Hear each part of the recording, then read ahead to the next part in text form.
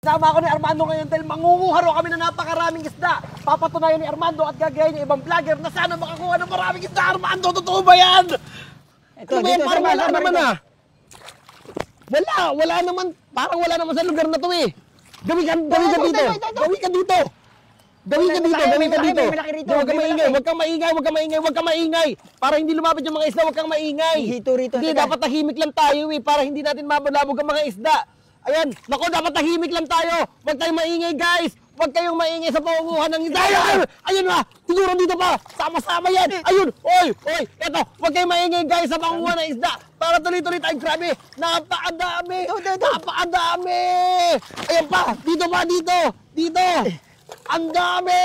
Ayun, may tumalon doon. Ayan, naku, kaya nakuha mo.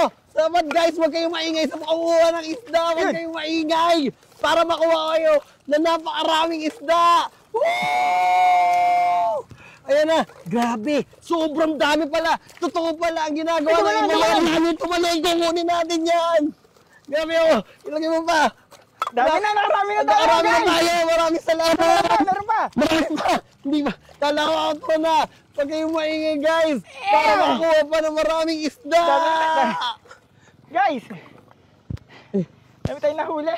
Hiningal ako. Congratulations. Nagiging congrats.